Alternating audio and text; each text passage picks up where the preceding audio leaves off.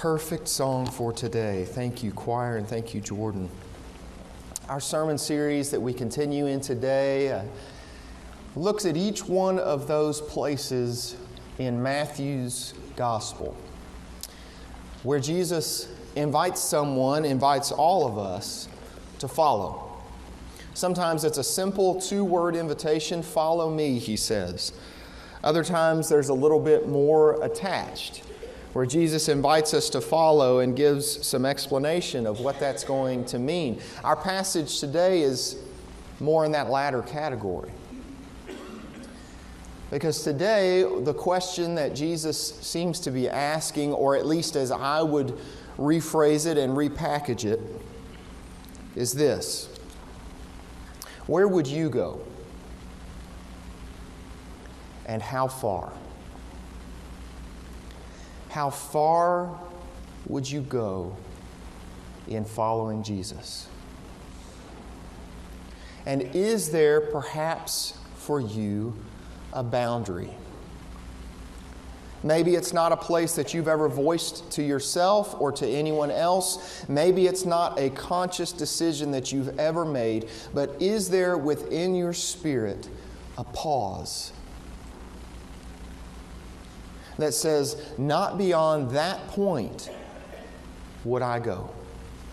Not beyond this marker would I travel in following Jesus. As was read a moment ago, our passage begins in Matthew chapter 10, where Jesus is setting aside disciples in a particular way for the first time. He's sending them out for the first time. This is a passage that's recorded, a story that's recorded in various Gospels. Matthew takes it up in Matthew chapter 10. The location for this conversation that Jesus is having with the crowds of people following him is unclear. We're not exactly sure where this is. It's probably in Capernaum or close by. That place where Jesus made his home as an adult, that little fishing village on the northern shore of the Sea of Galilee in northern Palestine, Israel.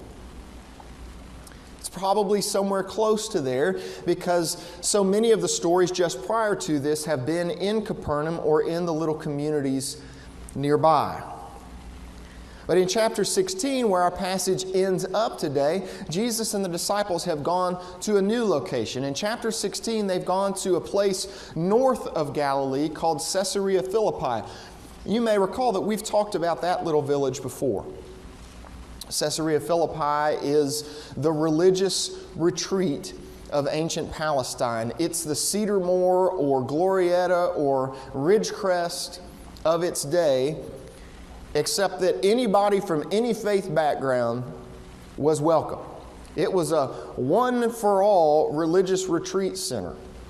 And so just about any ancient religion had a temple someplace close to Caesarea Philippi. There was a natural spring that came out of the rock there and a large cave, and people reported all sorts of mystical experiences near Caesarea Philippi. It made perfect sense for Jesus to take the disciples there on religious retreat.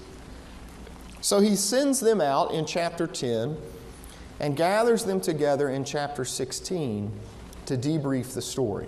Mark's gospel in particular emphasizes it that way. In Mark's gospel, Jesus says in about chapter 6, I think it is, let's go off to a deserted place. And then for 2 whole chapters, Jesus and the disciples are trying to get a little break from the crowds that are pressing in on them. And finally, they get away off by themselves at Caesarea Philippi.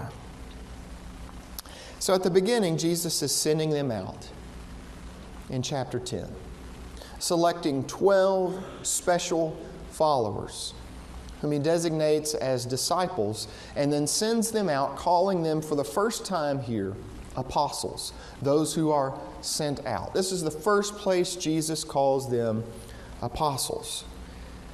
And the remainder of chapter 10 is one set of instruction after another.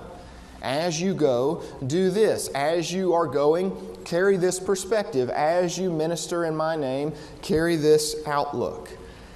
Until finally we arrive at this famous statement near the end of chapter 10 at verse 38. Jesus shares with them the words that our modern English Bibles translate this way: "Whoever does not take up the cross and follow me is not worthy of me." Whoever does not take up the cross and follow me is not worthy of me. Now, you and I have the benefit as 21st century readers of 2,000 years of a history of interpretation. We already know the end of the story.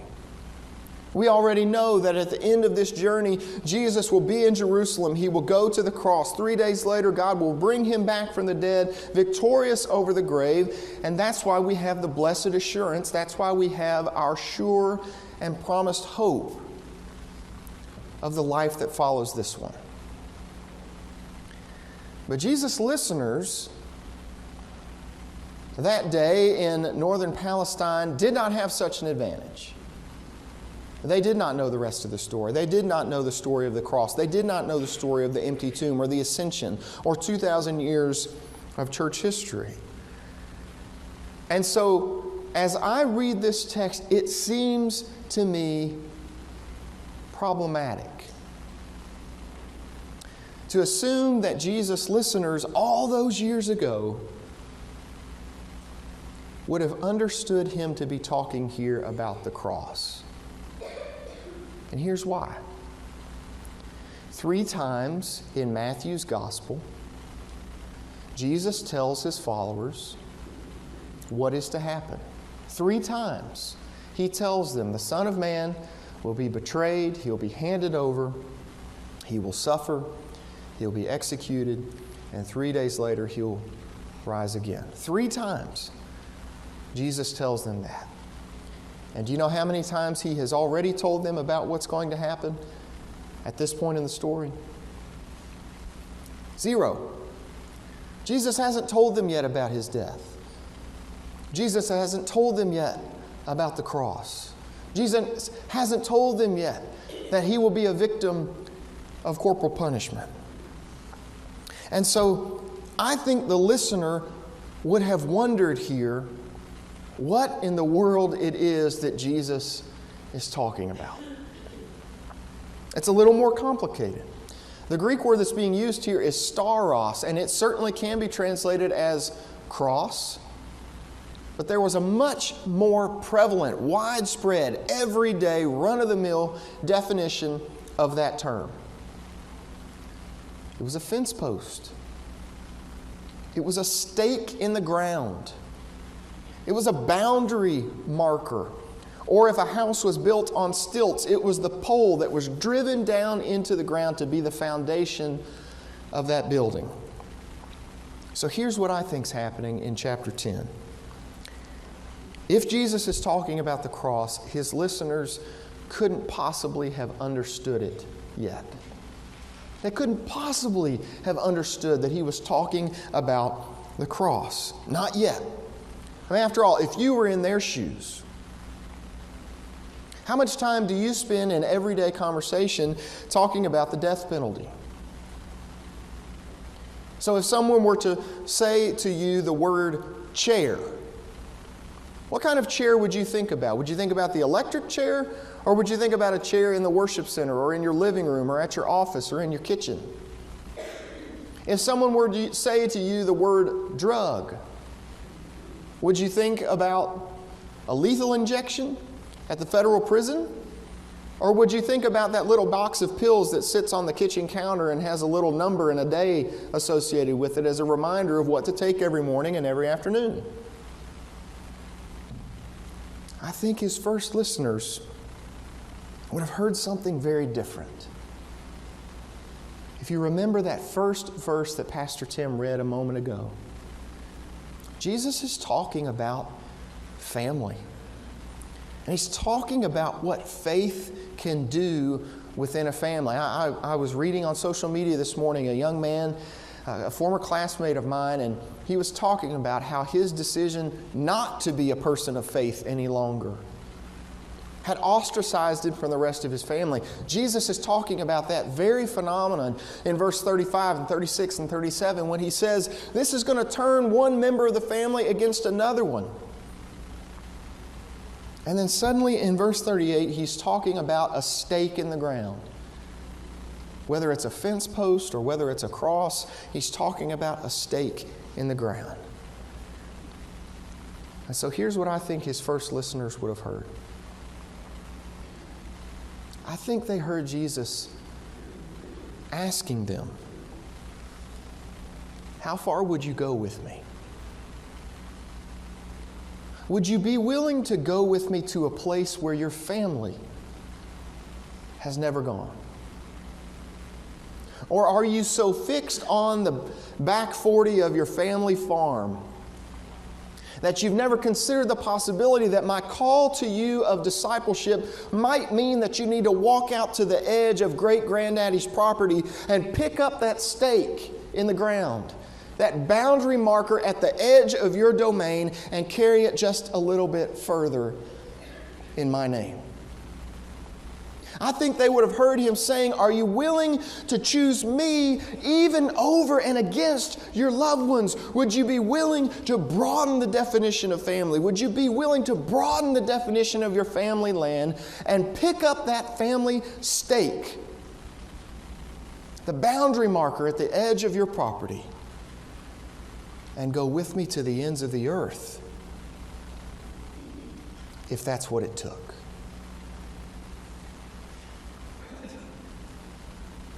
That's very consistent with the disciples' experience up to this point. If you think about those stories that we've studied already from Matthew's gospel, places where disciples have said, I hear you inviting me to follow, and I will. Simon and Andrew and James and John have left behind family, fishing boats, fishing nets, everything they've known to follow Jesus. Matthew, the tax collector, has gotten up from his tax booth and walked away from his profession to follow Jesus. I think Jesus is saying to the rest of the crowd, and perhaps even to those who would read this story all these years later, I may be asking you to go someplace completely new, completely different. How far would you go with me? I think that's a challenge worth considering, particularly in this time, as Deacon Mason called it a moment ago. Got a new honorary title over there, Mason. Congratulations. A time of renewal as we prepare for Easter. What do you consider the boundary of your calling? What do you consider the furthest most point of your calling? And would you follow Jesus someplace new? Would you follow Jesus to a new location? Would you follow Jesus to a new ministry? Would you follow Jesus to a new activity? Would you follow Jesus to a new season of inactivity and become a prayer servant? Would you follow Jesus to a new attitude? Would you follow Jesus to a new outlook, even if it meant the rest of your people, your family, your loved ones, your friends, your Sunday school class looked at you and said, we've never gone there before. You're moving the edge of our calling. How far does your boundary go? I think that's what they first heard. But of course, I don't believe that that's all Jesus had in mind. Because as Pastor Tim said a moment ago, when Jesus called them back together, when the apostles came back home, when they renewed their discipleship, and Jesus brought them together in chapter 16, He did say something very, very similar. When they got back together for the debriefing of their mission experience, He said something very similar to them at Caesarea Philippi. And see, right before that passage that Pastor Tim read in chapter 16, right before verse 24, is verse 21. The first of those three places where Jesus explains that He's going to die. He's going to suffer. He's going to be betrayed. He's going to rise again. Now, listeners are going to be clued in. We're not just talking about the family farm here anymore. Now we're talking about death. Now we're talking about what power does, what absolute authority does when it takes control. And Jesus predicts what's going to happen. Verse 21. I'll go to Jerusalem and undergo great suffering at the hands of the elders and the chief priests and the scribes and be killed and on the third day be raised. And only after Jesus predicts what's going to happen to him does he repeat in verse 24 what he said back in chapter 10. If any want to become my followers, let them deny themselves and take up the cross and follow me. Something begins to click. Something for those listeners begins to click. We're not talking about fences anymore. We're not talking about boundary markers anymore. We're not talking about just moving off of great-granddaddy's farm. In verse 25, Jesus starts talking about followers losing their lives just like He's going to lose His. He starts talking about followers suffering in the same way that Jesus is going to suffer. And I think people here start to clue in as to what He's talking about. It's almost like Jesus is making a play on words. That sort of thing happens other places. If you know the story of how a man named Simon picks up the nickname Peter. Jesus makes a play on words because the Greek word for that name and the Greek word for rock are very similar. And so Jesus says, upon this rock, this guy whose nickname is going to be Peter, I'm going to build the foundation of my faith, this movement. I think something similar happens here. In chapter 10, Jesus says, pick up your stake. Don't be tied to this place. Don't be tied to the way we've always done it. Don't be tied to what you have held in your spirit to be the boundary of your calling. Because I'm asking you to follow me. And wherever I go, come follow. However I live, come and live. And then in chapter 16, Jesus says to them again, take up your cross. Only now we're not just talking about a fence post. Now we're talking about the experience that you're going to have in daily life when you stand up for righteousness, when you stand up against injustice, when you truly stand up for the things that Jesus of Nazareth lived for. You can expect to experience the suffering that He experienced. And now He's saying, carry that cross and deny yourself. Carry that cross knowingly, willfully into the suffering that I experienced. How far? How far would you go? How far would you carry that fence post? How far would you follow Jesus into His suffering, into His way? Or are there some places that are simply too far?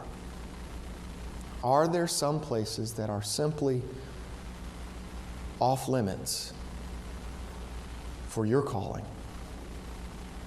for your discipleship?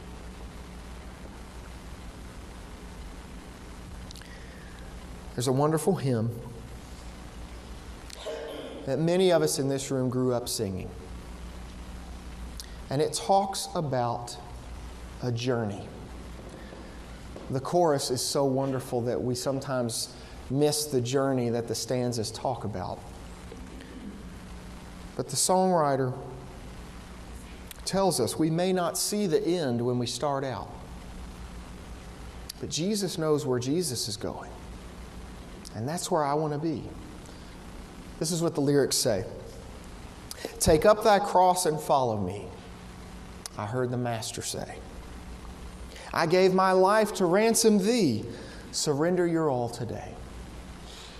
He drew me closer to his side. I sought his will to know. And in that will I now abide. Wherever he leads, I'll go. Do you hear the journey that he's talking about there? That in the very beginning, all I knew was that Jesus, the Christ, the Son of God, was calling to me and inviting me to follow. And the first step that I could take, all I could have, was a desire to know more. And simply because I had the desire to know more, Jesus drew me closer to his precious bleeding side and began to shape me into something new. He goes on. It may be through the shadows dim or o'er the stormy sea, I take my cross and follow him wherever he leadeth me. See, that pathway of discipleship, that pathway of following in the way, in the life of Jesus, it leads to some stormy seas. It leads to some times of suffering and dismay and disillusionment. My heart, my life, my all I bring to Christ who loves me so. He is my Master, Lord, and King. Wherever he leads, I'll go. In our passage today, Jesus is outlining a journey. And the first step of it, or the next step of it, is to consider where I have held the boundary of my calling to be. Because Jesus calls me over it, beyond it, through it. Jesus calls me to take up that fence post and go a bit more, and then a mile more, and a mile further. Until finally I realize that Jesus is asking me not just to pick up something that I have marked as the boundary, but truly to take up his cross. The way of Christ leads to the cross, so that I begin to stand for righteousness and stand against injustice. And I begin truly to invite the work of the Holy Spirit. Come and make me new. Come and make me just like you. Maybe there's something you've been ignoring, or a calling that you've been fighting like Moses fought, or a calling that you've been running from like Jonah ran. Something you've been trying desperately to escape because it happens to fall outside